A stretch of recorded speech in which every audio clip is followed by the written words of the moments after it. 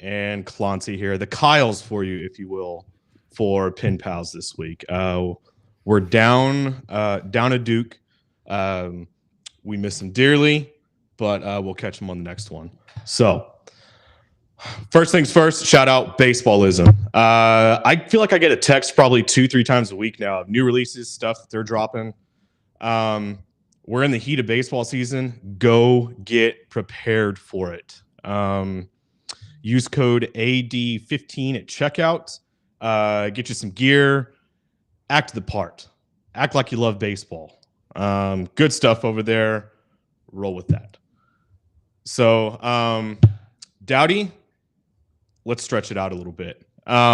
Because you having the pitcher experience, me being the, I guess, masochist that enjoys like a pitcher's duel, enjoys the chess match, if you will, of a pitcher. Would you rather throw a perfect game or throw the 20 strikeout game, the Kerry Wood, if you will?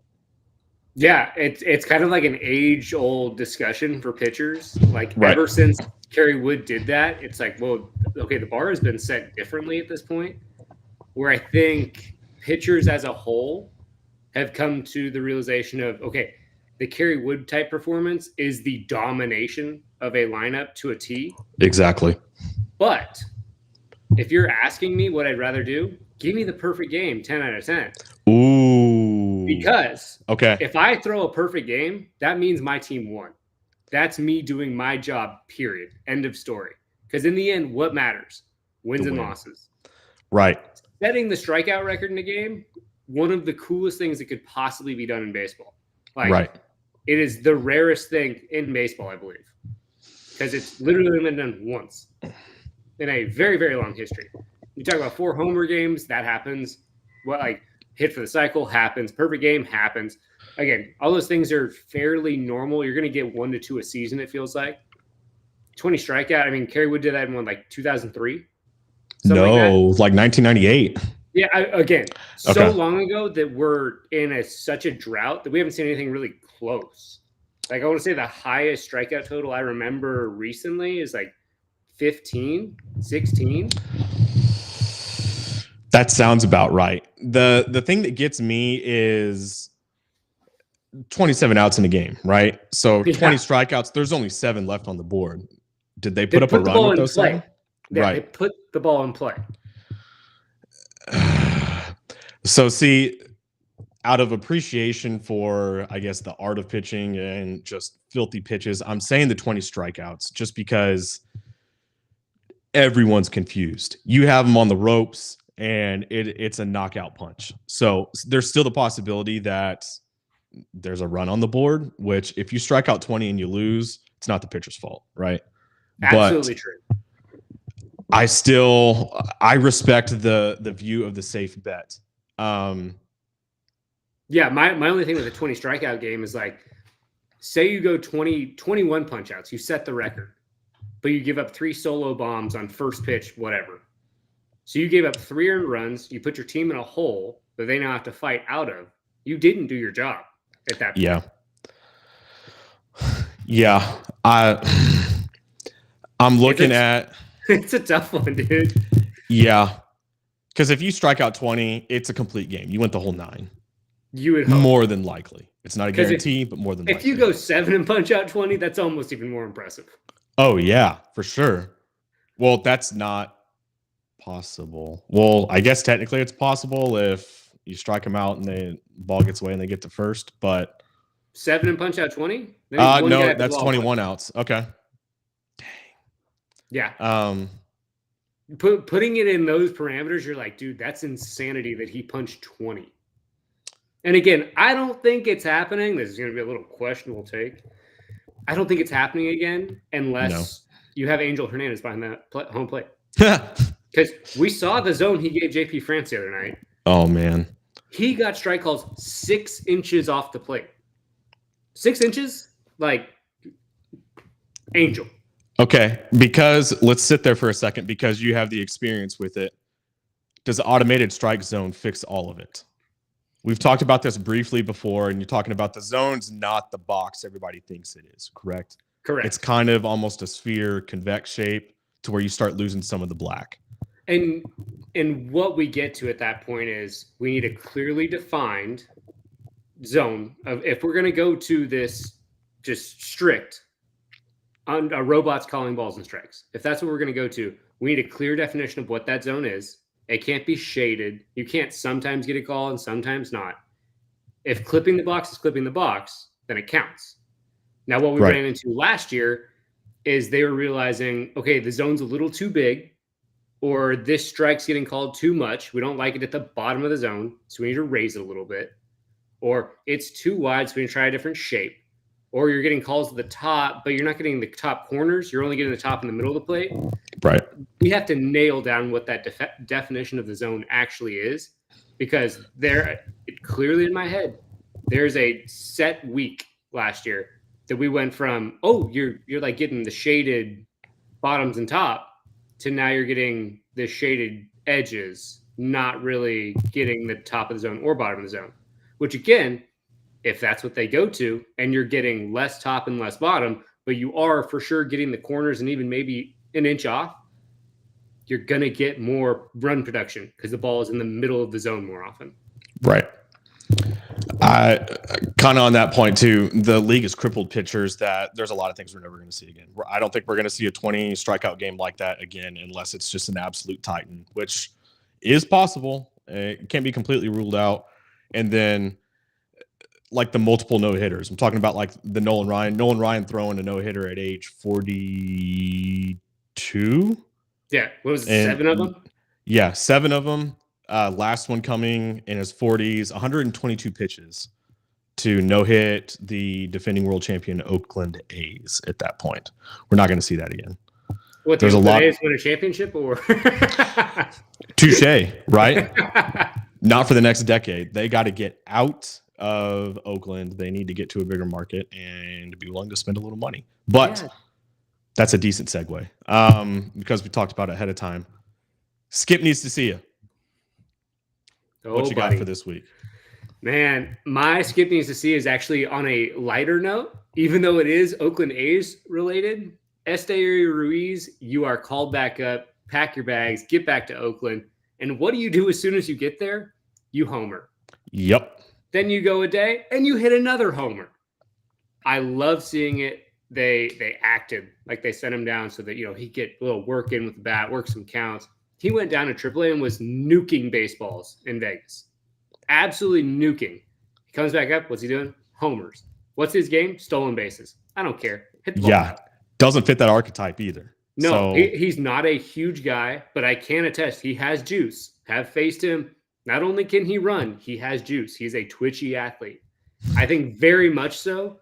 We are seeing a Ricky Henderson type guy where, again, not saying he's going to have the career Ricky had. That was, again, something we're probably not going to see again. Right. But to put numbers up like that in a leadoff spot, I wouldn't be surprised. I think on a contender, if he keeps this up, this shoots my argument dead center. But on a contender right now, he is the perfect 9-hole hitter. I feel like. May not, even if he starts to cool off a little bit, dials it back, the speed, that is the perfect round the lineup out. Let's start it early. Perfect 9-hole hitter. Get on base for your leadoff guy. That's probably a bigger OBP guy. Yeah, absolutely. I mean, you're looking at a guy that right now, as it sits in 14 at-bats, is hitting 357 with 1,000 slug and 1,300 OPS. Right. Let's be realistic. That's not sustainable, regardless of who you are. Right. So if we just dial back those numbers and be more in line with what he was last year, where he was at 254 and a 654 OPS, we're looking at a guy that's hitting 285 with 7, 8, maybe high 8s OPS. That is a thumper in the lineup. That steals bags. What a twisted web of events if the Oakland A's end up with 2 All-Stars, Esteury Ruiz and Mason Miller. Watch out. That boy we talked about this a little bit during the week. Mason Miller might be the next great closer in baseball. Could be. That stuff is unbelievable. We're talking heaters at 100 to 104 with a nasty breaking ball at 86, 88. Like, are you kidding me? The dismantling he did of the Rangers' top of their lineup was the "I've arrived" moment. Yes. I mean, you can see him going at every single lineup he faces now with nothing but confidence. Yeah. Because I did it against the best. Who's going to hit? Sad reality is the A's need to get their act together, or Ruiz and Miller are probably New York Yankees, Los Angeles Dodgers in another 4 or 5 years. Yeah. I mean, they obviously have team control for quite a while. Right. But it kind of comes down to the point where it's like, are you going to sell high on these guys so that you can prospect load, or do you believe in the prospects you currently have? I think it's hard to say you believe in the prospects you currently have, because you just don't have that many top-end prospects. When you're looking at teams with top-end prospects, you're looking at Dodgers, Baltimore, teams of that nature. The Padres, Yankees used to be a team in that vein, but not as much anymore. Yeah, for sure. You just don't see that in Oakland right now. Obviously, they have a lot of young talent there, but, you know, is it a World Series talent level? Absolutely not. Yeah, that Oakland A's team is not competing with the Baltimore Orioles core, which is really the benchmark of cores you have to go against now. Right. Where you have this many young, talented players at 20 to 25 years old, all under team control. Yeah, and the only other name that comes to mind off the farm is Lawrence Butler, who has not had a strong start to the season, hadn't been awful compared to other guys, but you got to spend, you got to bring in whatever you don't have, and the team has just proved time and time again they're not willing to do it. So get to Vegas, A's, get to Vegas and start competing. My skip needs to see you. If you don't know, we hate them by now. I'm picking on the New York Yankees. Nestor Cortez, what are you doing? Like, yeah, this pump fake crap, we'll call it. How is that not a balk, first off? That is abusing the rule to the fullest extent of the law. Stop it, dude. If your stuff's not that good, work on your stuff. Don't try to do something like that, pump fake to the plate like that. Oh, man. I saw that, and I was, really? Then you go look at the numbers. ERA of 4.5. I'm probably mad because it works to some extent, right? His weird windups, delays, all that sort of stuff, it throws guys off. He finds a way to somewhat get outs, and he gets slapped around. But then he results to doing things like a pump fake. This is when I wish, like, pitchers still had to hit. And if he went and did that in an NL ballpark, I would be plunking the piss out of this guy. Stop it. Act like a professional. Don't do that. I hate that. It's one of those things where the multiple windup variations, I get it. Especially when you are a crafty lefty, if that's what we want to call him. I have no problem with that. We saw Johnny Cueto kind of bring that into its own. Never had a problem with it with Cueto either. Like, it brought a little theatrics, it brought a little fun to the game. Not a problem. The pump fake's a little far. Yeah. If it's in the legs, the windup, okay, that's tempo, deceptive. timing. I'm more impressed that you can, like, stop on a dime and then start and keep your balance. Like, that's cool. Whatever, man. But the pump fake was just a little much for me. I can't get behind it. Again, it almost goes to, like, the clips you see of guys in, like, men's league. They, like, show the hitter the ball before they throw it and strike him out. It's like, that's a little much for me. Yeah, we're live on the wrong channel. Did you see your text? No. Yeah. Spencer's hollering at us. Problem is, I don't know how to switch the channel. Oops.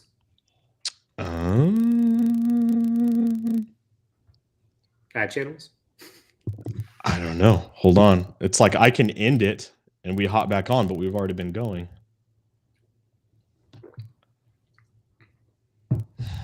We're not smart enough.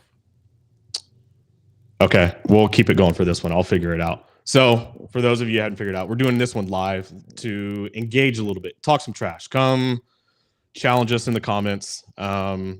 Except for any Dusty Baker BS. I'm over that. He's gone. He's put out to pasture. Leave him alone. And let Espada get a minute, all right? We're not even a month in.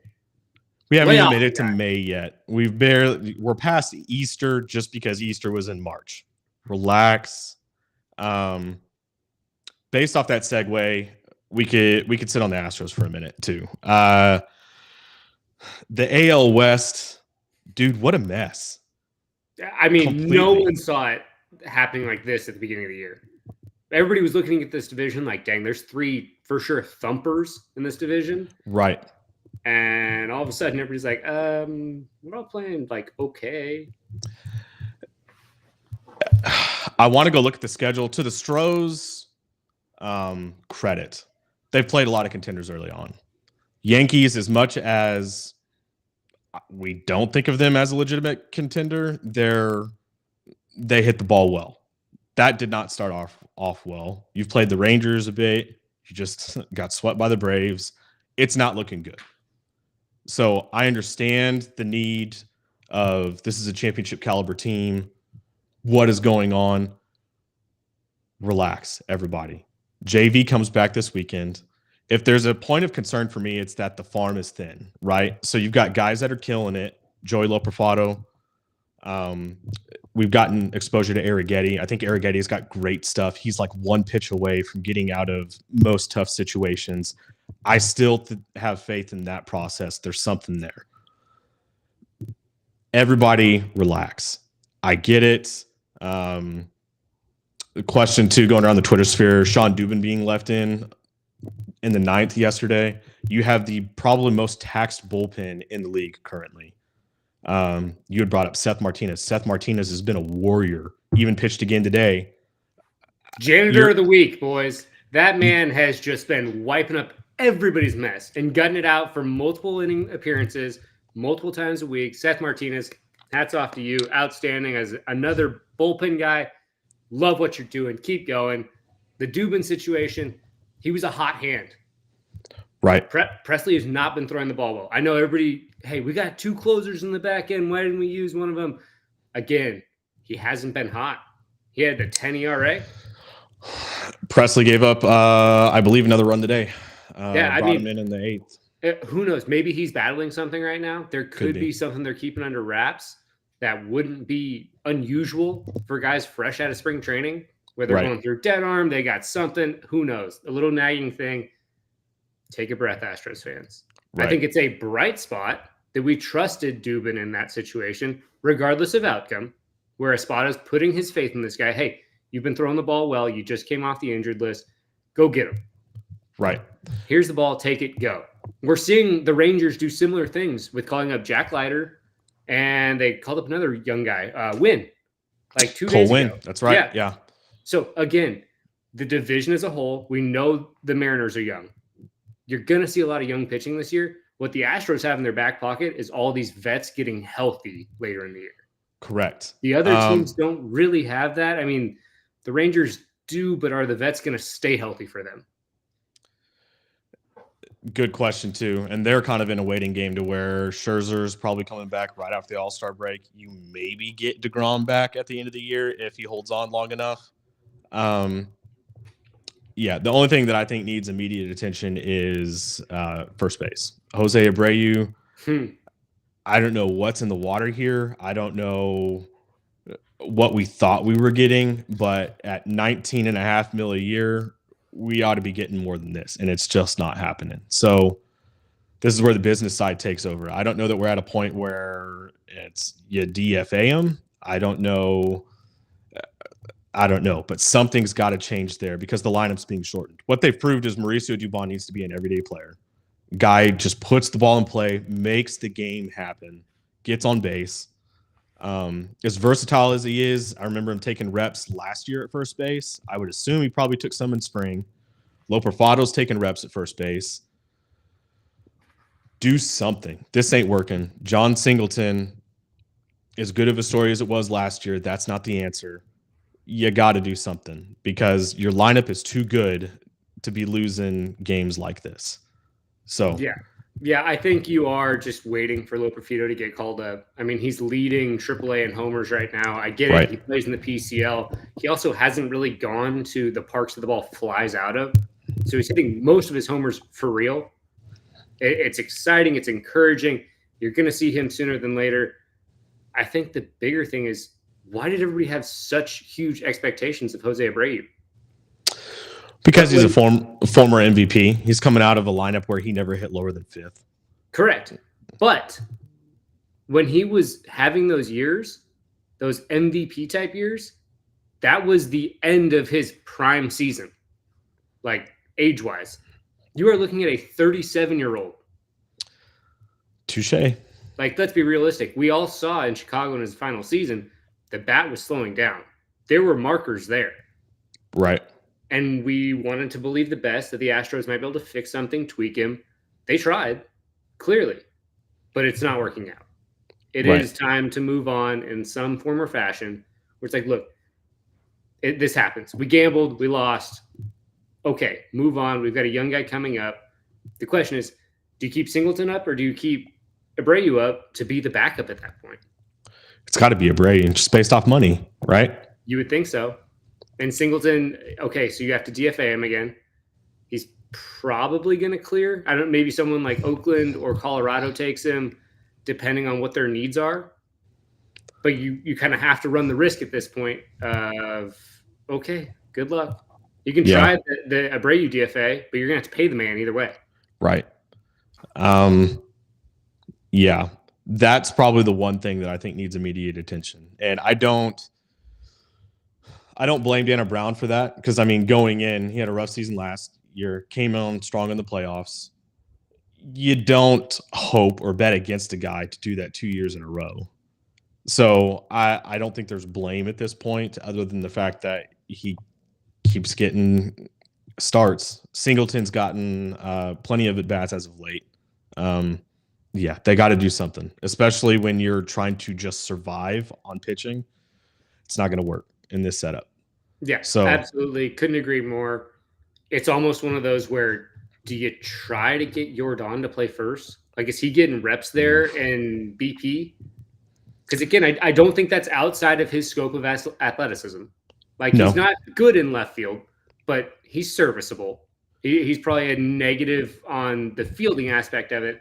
But again, serviceable, especially small left field with the Crawford boxes. Can you stick him at first base? Because you're adding defensive wins then by putting Dubon in the outfield. Because he's shown he can be a positive defender in the outfield.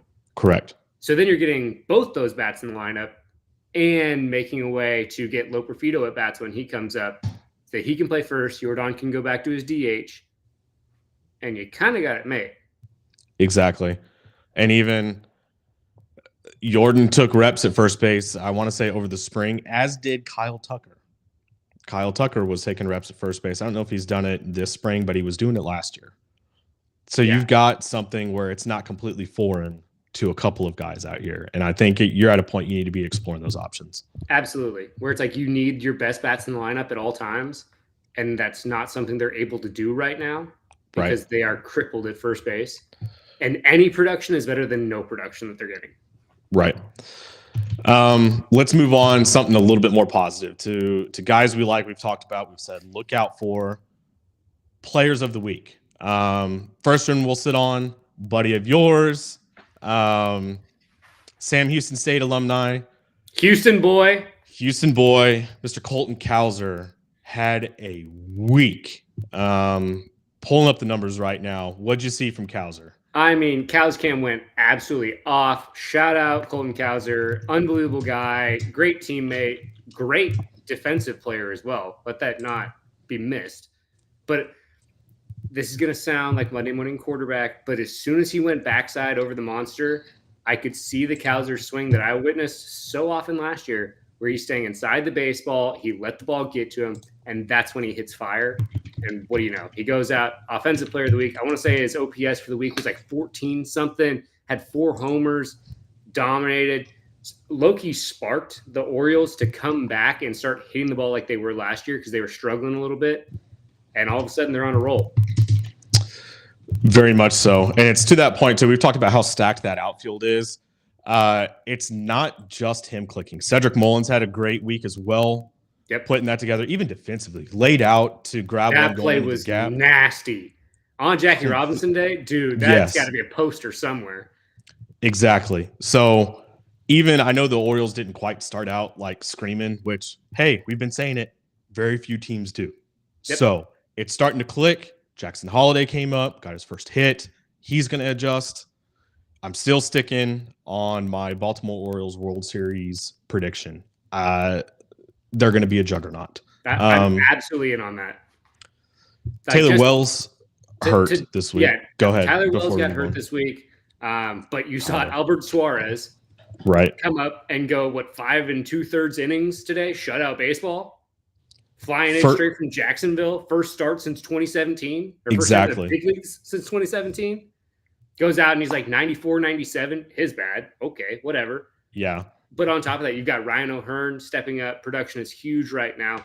The guys seem to be clicking. Jordan Westberg's had great last 2 weeks. You're seeing all these things start falling into place with all these young guys. And they're about to get what was their ace last year back. Bradish is on his 3rd rehab, I want to say. Right. So, yeah, you throw that behind Corbin Burns, who has been dominating. We expected that. Grayson Rodriguez, who has sustained what he did the second half of last year and is like a mid-2 ERA right now. Has looked tremendous. So you lose Wells. Okay, if Suarez can fill that place for a little bit, great. Then you add back Bradish. Right. Where does the rotation go from there? Who knows? Because to be frank, John Means may not be back, may not be healthy at this point. I know he had a little bit of a tough one today, rehab-wise. But you have all of these pieces, and the bullpen's continuing to show out. I think today was the first day that they kind of touched up a little bit. But if you look down the line of ERAs in the bullpen, there's 4 guys sitting at a 2. Yep. It's kind of what we wish we had or what we were expecting. Astros fans, don't panic. That's still a possibility. Yep. Very much so. That's the AL to the NL. I don't want to insult him by calling it a waste, but Pete Alonso is your NL player of the week. The Mets have gotten a bit on a roll. I think they've won their last 3 series. The Mets came almost out of nowhere. It felt like after the first 2 weeks, you're like, oh, okay, this is the same Mets that's just gonna. Yeah. All of a sudden, they're catching a little bit of heat. Shout out Reed Garrett on being reliever of the week.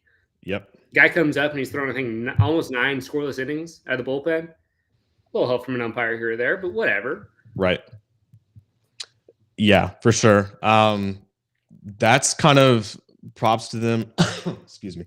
I think the Mets are probably just an example, again, of bad contracts. You're still paying Francisco Lindor absurd amount of money to not put up those type of numbers. Starling Marte's contract is not team friendly, but they're doing all this without Kodai Senga. Brett Beatty hasn't exactly clicked yet. Winners find a way. Yeah, and you do have Vientos still in AAA. Drew Gilbert is sitting in AAA right now. That could be a spark plug that they plug in, get some young life.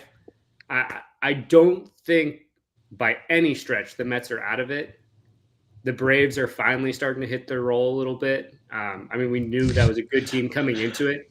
You're welcome. In Houston. Yep.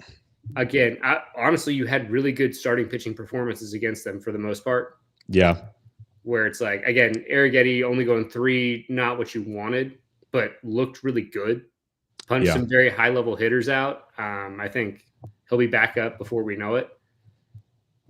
Hunter Brown, resurgence. But, yeah, the NL East is for sure an open book right now because the Phillies aren't playing up to potential. The Braves aren't playing up to potential. And the Mets are kind of hanging around right now. And definitely to prove the Braves are leaving town, but Ozzy Albies is on the IL now. I'm unaware of the severity of that injury, but even Luis Guillorme is your second baseman for the foreseeable future. And even last night got hits when it counted. Just a gamer. I love guys like that. No batting gloves, get your jersey dirty, all that sort of thing. And that's Guillorme to a T. Guillorme is an incredible dude, and it's hilarious because he was always glove first. And he's the guy that's going to go out there and find a way to hit 250 and just be serviceable with the bat and get the timely hit. And then he's going to be disgusting defensively because that's how he made his name. And what's he done? Hung around, been the extra guy, and now you need a guy to move into that role. There he is. You play with him in the Mets system? I played with him a little bit in the Mets, and then I played against him a bunch. And he was always the biggest headache where he just fought good pitches off. Right. It's like, okay, if that's what you're bringing in your 8-hole hitter, who cares?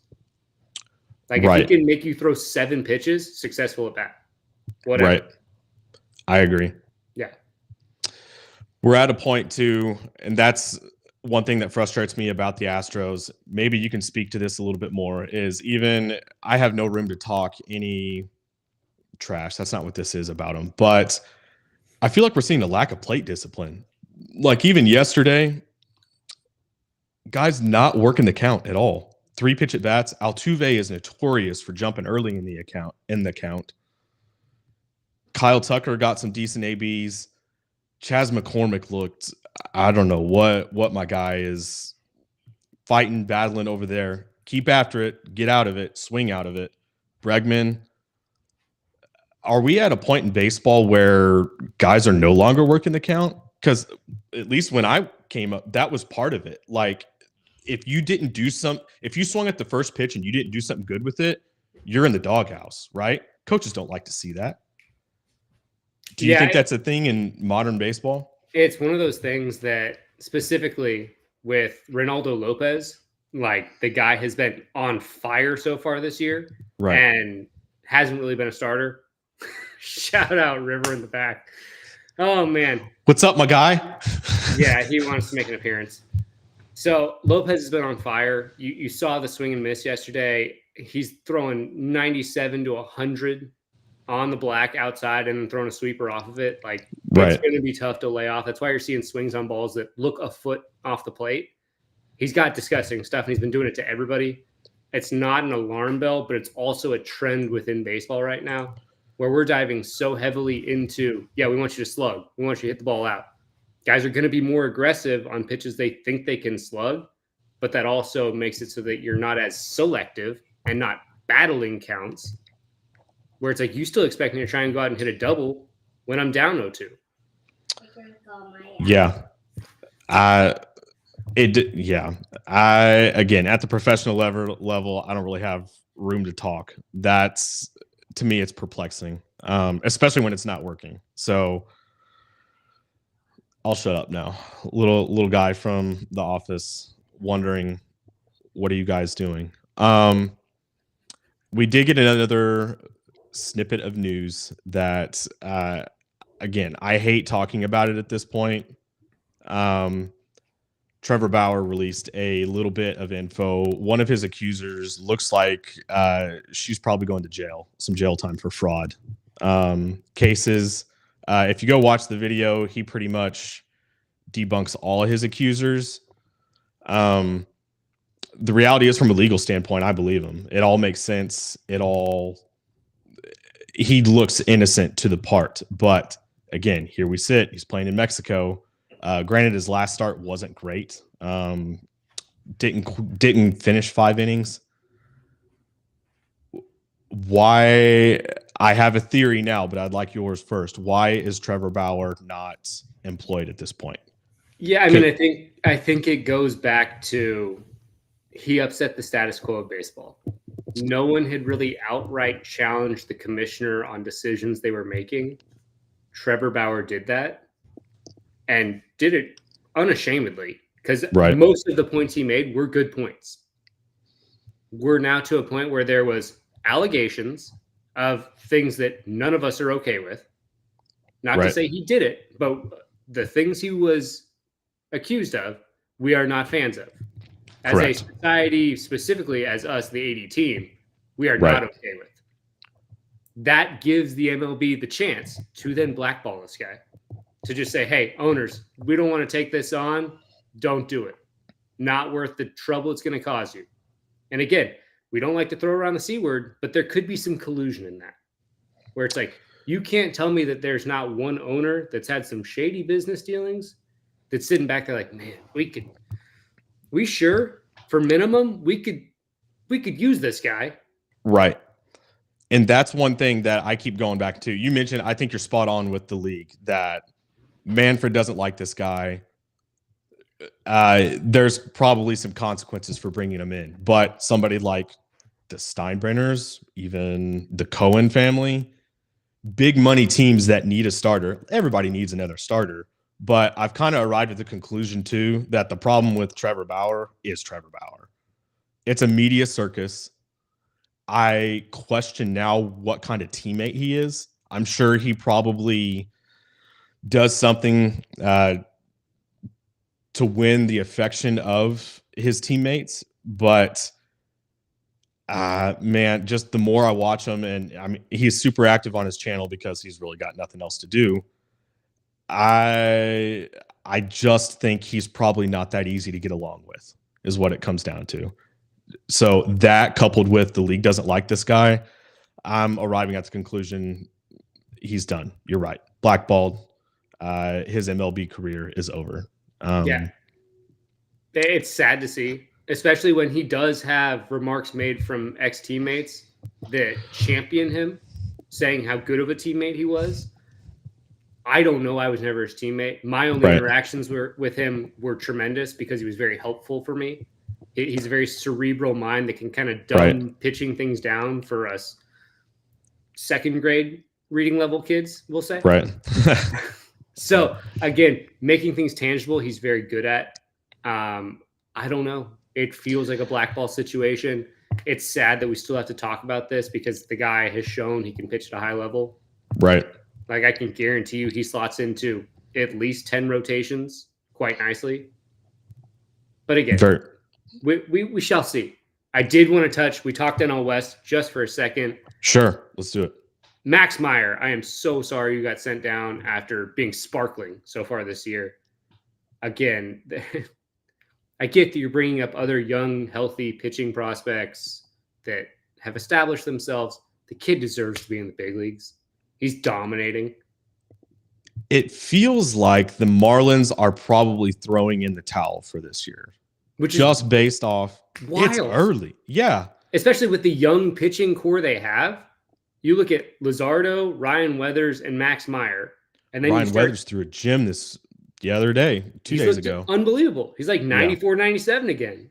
Where it's like you have the young pitching pieces. You just didn't do anything to your lineup. Right. Edward Cabrera came up, shoved his first outing. I'm with you. It feels like, okay, no Alcantara, no Yuri Perez. They just don't think they have it. And at this point, it's service time manipulation because Max Meyer has done everything he's supposed to do. Sub-3 ERA, almost like an ERA of 2, low 2s. Yeah. It feels I don't know what else you're supposed to ask of this guy. It feels like we're continuing to try and keep guys from being super 2s, which is just frustrating. Like, I thought we were over that at this point. I thought with the wage being raised a little bit for rookies and guys on their original contract, no, we're still dealing with it. It's frustrating. I get it from a business perspective, but the guy has earned the right to be in the big leagues. 1,000%. Yeah, I'm with you. That's we could lump that into with Skip needs to see you, and that's not good. That's like the Esteury Ruiz move. Yeah. At the beginning of week 1. The other one that we have to be on the lookout for is at this point, Mr. Duke was right on how it played out thus far, but I think you and I are both sitting here going, where's Paul Skeens? Jared Jones has shoved, done great. Marco Gonzalez has been all right. And then Martin Perez has looked okay. There you go. He had a couple good ones, which really skewed the numbers. But the bigger thing is, with Paul Skeens, we're not even seeing like a ramp-up progression. No. He's just continually going 3 innings, 3 innings, 3 innings. What's going on? Like, right. I think it's something absurd, like in 9 innings, 9 1/3, I think it is now. He struck out like 14 guys or something crazy. And again, sprinkle in some base hits, no damage. Mm-hmm. Let the guy go 5. Like, if this is an innings limit that we're trying to institute, then you should have slow played him and not had him ramp up for spring training. Right. And I think this is a bold statement, so I'm careful to make the comparison too. But one of the things that made Nolan Ryan so great was the work ethic. The work ethic Paul Skeens has is probably the closest we've seen to what Nolan Ryan would operate on in recent history. There are no off days. I'm sure you have to rest to recover completely, but he gets his workouts in. Health concerns have to be minimized for this guy, you would think, just based off that. I mean, he has a big physical body. He's what, 6'6", 240, something around that is what he's listed at. Again, we know that ligaments, tendons, all these things mature at different rates in different people. The ongoing theory is that they're fully matured about 26. Right. These are theories, people. This kid is ready to be in the big leagues. You are a team competing in a division that is loaded. Right. We talked at length about the Central possibly being the most competitive division. Maybe not the best, but the most competitive. Top to bottom, there are at least 4 teams that can win the division. Right. Why are you not pushing your chips in already if you have the lead? Dowdy, we can't even say 4 teams. At this point, the team we were counting out is the Brewers, and the Brewers have been on a tear as well. I know. It's so frustrating because we all missed it. And shout out to the Brew Crew. I mean, they're doing it right now. I should have seen it coming with how good Nashville has been the past couple of years. But wow, they are swinging it. Yep. Yell it going on the IL, excuse me. Still old school. Not skipping a beat. Onward they roll. Freddie Peralta has returned to form. I'm kind of upset that the one person we're not seeing is Brandon Woodruff, because Brandon Woodruff being on this team and returning to form at the beginning of the season, suddenly the conversations of who's going to lose this division is way tougher than what we were originally having. At this point, the Cubs are the ones that are in trouble. And we were sitting here going, there's a stacked team, played out well. There's a good chance that they sneak in and steal this, or at least a wild card. And outside of shout out Mr. Duke, his favorite player, Shota Imanaga, the pitching's been suspect, gross. To say the least. Yeah, you look at it from a rotation standpoint, and okay, you're getting Tyon back soon. Right. Are we counting on him being a pseudo 2? Like, he's been a 4 in a rotation for a while. Yeah. And that's not a slam. Like, a 4 is a valuable member of the rotation. But if you're asking him to be a 2 while Steele is still on the shelf, right? Imanaga's you're now 1. Hendricks, I don't know what you're going to do there. Yeah. It's been tough to watch, especially someone who epitomized crafty artistman type pitcher. Can't get people out now. Just giving up nothing but damage. Right. So you look at that rotation where you have Javier Assad. Not only is the rotation a little scary, the bullpen's been a little scary. Yeah. So you have really high walk rates overall in the bullpen. Where do we go from here? You've got some good arms, no doubt about it. But where are we going to go, folks? Like, do you have the arms in AAA that are ready to come up? I know you've got Wisniewski waiting, but that's about where I think we end. Yeah. As far as arms go, the Cubs are definitely in the market for it would be presumptuous or too soon to probably say they need to go make a move now. But if there's somebody that makes a move early, it's got to be the Cubs currently. I don't know who's available or who would be willing to make a deal this early, just because of the cluster blank that is the league currently with who's winning and who's on a tear. But yeah, the NL Central is something to watch. For sure. So yeah, with that Cubs thought of who they might go get, I won't be surprised if they're trolling that DFA market once guys inevitably get DFA'd. Because again, we don't want to say it, but a guy like Albert Suarez, you're probably not hanging around in the Orioles starting rotation. Right. I don't know how long you could keep him in the pen, depending on what the pen's doing. Obviously, it's a great arm and he's really productive. Right. That could be somebody the Cubs try and claim quick and hope that nobody else goes after him. Right. For sure. I guess let's kind of close on this topic too. We could sit here for a minute, but the other news that would have happened last week, the beginning of last week, Jordan Montgomery, kind of the last of the 4 horsemen who have been slapped around pretty handily this season thus far. Jordan Montgomery fired Scott Boras. He's no longer a client of Boras Corp. Boras Corp. I think this may be a domino effect because the free agent market for big name guys that are trying to get that last contract that probably carries them to retirement, they're not getting it. It's way shorter. And then they're not performing. And the performance I kind of would like to blame on they're not in camp with anybody. They don't get there. They don't get to build a rapport with their catchers. They're not with their teammates. There's a lack of chemistry there based off that, you would think.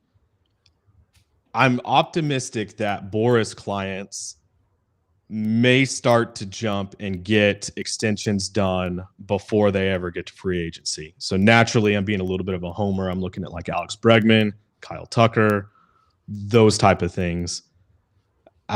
Is the business side shifting, you think, towards that model based off this past offseason? It definitely seems to be hitting a shift point. I think for the Astros fans, the Bregman and Tucker case, things are moving your way in this because we're seeing guys hold out and then not show up and then not perform. And it's not looking good. People are, and clearly Jordan Montgomery was unhappy with what happened and what was handled. Right. Because there are reports going around that he would have signed. Texas had an offer similar to what he finally accepted, and he would have been happy to go back to Texas. Right. So why wouldn't you? Yeah. Correct. So we're looking at this as, okay, he fired the most powerful agent in the game, frankly.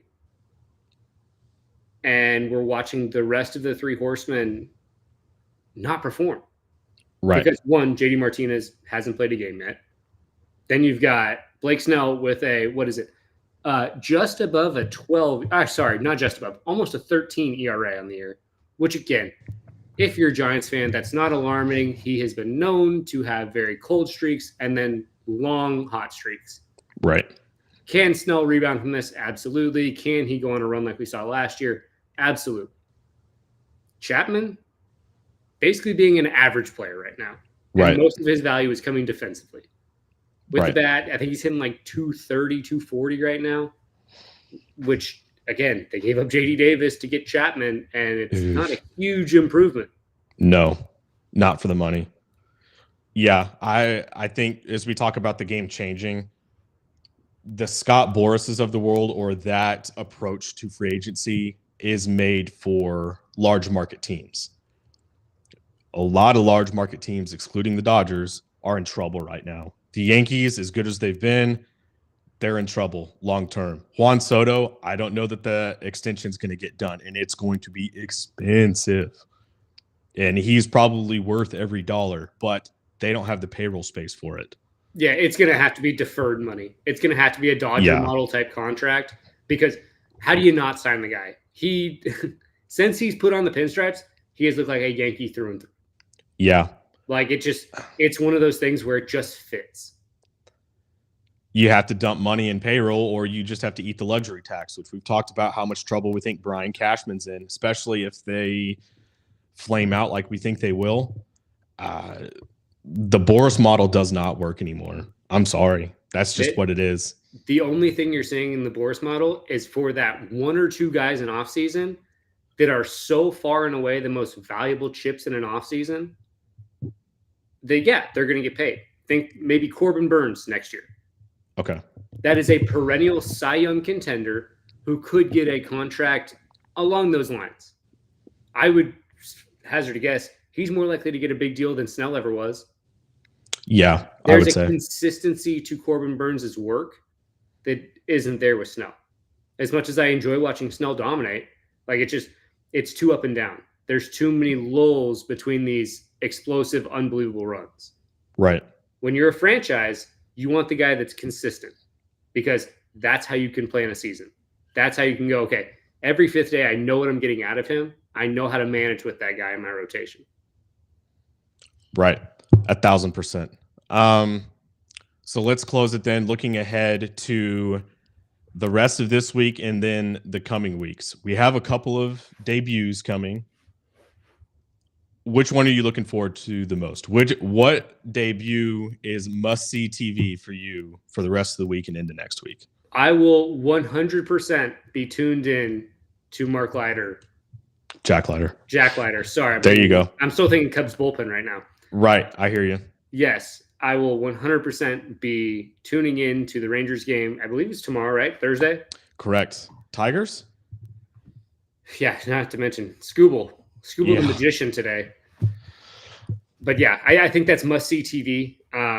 As much as I love watching Justin Verlander, as much as any baseball fan, I think we kind of know what we're getting from him. He looked great in AAA. Like, his stuff looks sharp. I think you know what you're getting into there. It's not must-see TV for me because we've seen it so much. Right. Now, Jack Leiter, I want to see how he handles a big league team. Because, again, he looked good in Round Rock so far. Right. Most of the issues we had worries about seem to be somewhat handled. So, again, punching out the world, not a crazy walk rate anymore. I'm excited to see what he does tomorrow. Right. 1,000%. I'm staying a little closer to home and I'm cheating a little bit because it's not his first outing. But we'd acknowledge Spencer Arrighetti looked to be like one pitch away from getting out of a lot of sticky situations. His first two starts were against the World Series champion Rangers and then the Atlanta Braves. We talked about teams that were struggling. His next start is projected to be at Wrigley Field against the Cubs, a struggling Cubs offense at that.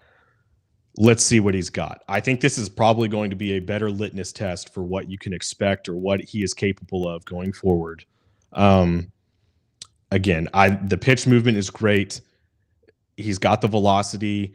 I am optimistic. This is probably slots in as Tuesday next week. I got to see another start from Spencer Arrighetti before I can make a educated opinion. We'll say that. On what he's capable of. I'm still very optimistic. I think he's got it. This is a bigger sample size. I think the catchers in-house, Yanni Diaz, that he's pitched with before, and then they were singing praises about Victor Caratini too. Maybe you switch up, let him throw to Caratini, former Cub, and then let's see it. I'm watching this one for sure. Yeah, not a debut, but something I'll be watching closely for the next 7 days is what happens with Jackson Holiday. He's hitting under 100 right now. Right. Which, again, for people that have played with him and watched kind of his progression, he does tend to have that little lull at the beginning of each level. And then he figures it out and he becomes who he is. The next 7 to 10 days are going to tell a lot for Jackson Holiday.